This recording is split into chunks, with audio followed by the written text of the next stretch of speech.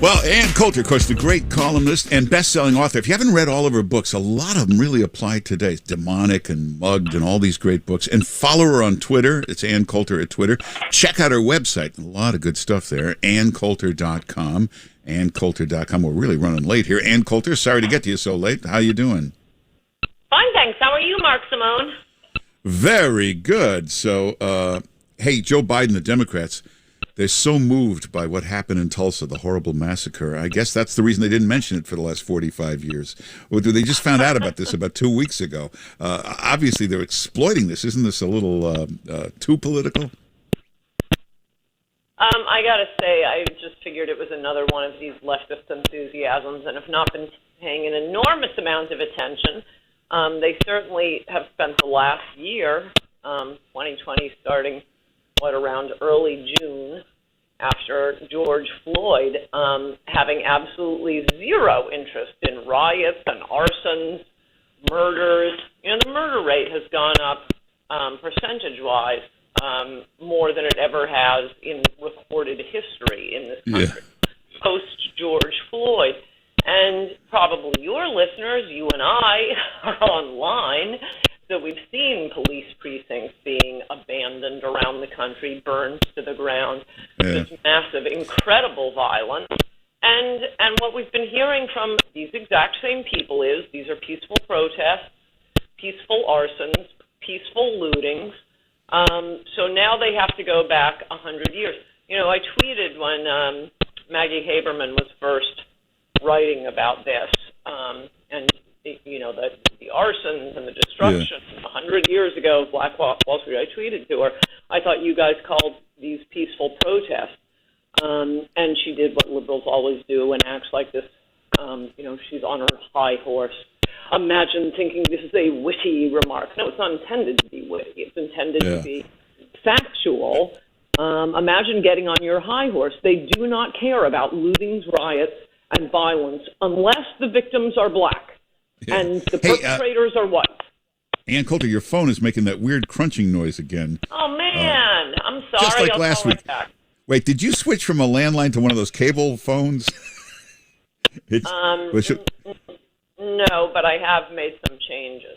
Oh, well, whatever it is, it's making this weird crunching noise. But we'll call you back. We'll call us back. Are we going to fight through, or should I call back? No, call back. It's making this bizarre noise. Sorry.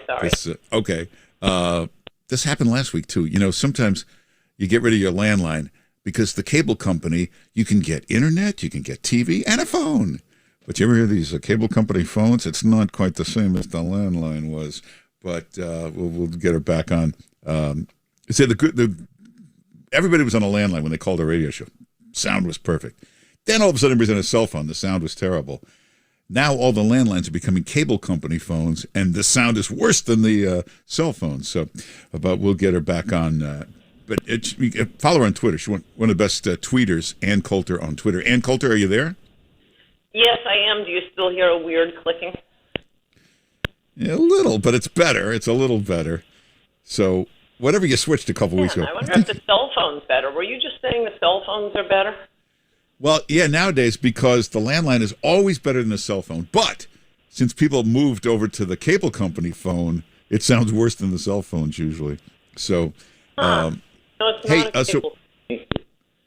Democrats always go too far, and then they lose the House and the Senate in the midterms. Wouldn't you agree that these Democrats are setting the record for going too far and will turn off everybody? They are, and I'm glad you mentioned it because I'm worried Republicans will not take advantage of it. Surprise.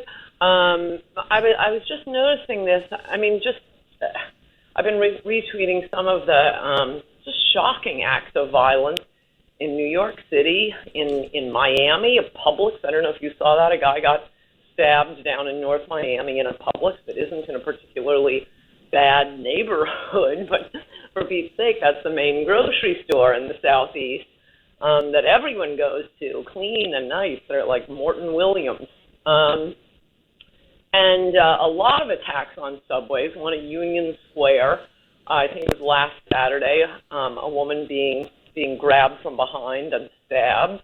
I particularly liked that one because the victim, she was saved by a guy on the platform who came and started attacking her attacker. Otherwise, she'd be dead. And from the hospital, she started emoting with her attacker. It was very, very odd reaction. Oh, gosh, I'm so sorry. I can't imagine what would make someone feel this way, and perhaps he needs help. I don't know. I think I'd be a little angrier if I had almost been killed on a subway. But anyway, crime is obvious. I was reading all these stories thinking, oh, my gosh, crime is the main issue. It's the number one issue, the most basic thing the government is supposed to do for us, allow us to be safe and not walk around in a vigilante society. You probably saw gun sales have gone through the roof in 2020 for obvious reasons. And yet, Republicans seem to want to talk about a lab leak and what are the other stupid things that are going on about?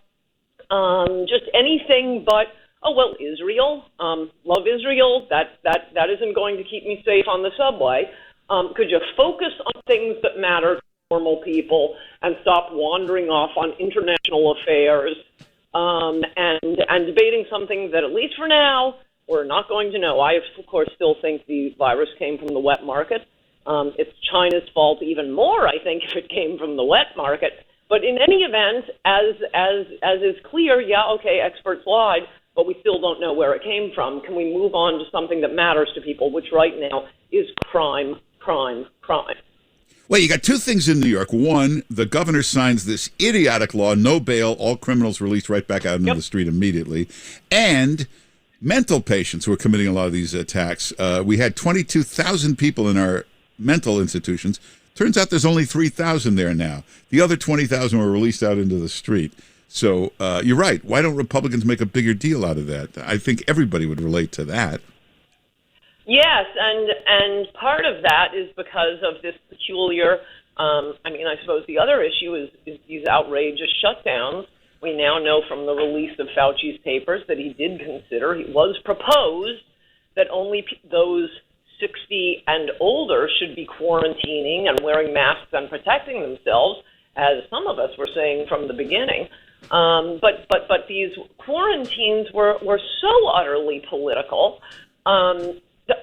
So law-abiding people had to quarantine in their homes, but prisoners and mental patients, whom we already had quarantined, no, let's release them to the public at large. Which is it? Quarantines, no quarantine. Yeah. What do you think is going to happen in New York? We got some pretty bad candidates, but do you think New Yorkers, it's like 93 when Dinkins was ahead in the polls, but secretly everybody wanted the crime fixed and Rudy Giuliani ended up winning. You think there's this silent majority right now that's going to lash out at Democrats? I do. I think, as I've said on your program, by the way, there's an in-person debate. I think it's tonight, isn't it, or is it next week? Tonight at 7, Channel 7. Oh, that'll be great. I mean, at least on the basis of what they're saying and a little bit of his past history, it seems to me the toughest guy on crime is Eric Adams. As I've said, there's always a worry that you'll get another Trump who will say all the right things and not do it. Oh, we love Trump, but you're right. Eric Adams, we don't know if he's sincere. He's just saying the right things. We don't know if he means it. That's the only problem. But that's really all you ever have to go on. So I would think that if you care about crime, there's one guy who keeps talking about it and talking seriously about it, not just, crime's gone up. That sucks. I mean, he's talking about bringing back the CompStat program. One question, maybe you know the answer to it. I assume he was a cop.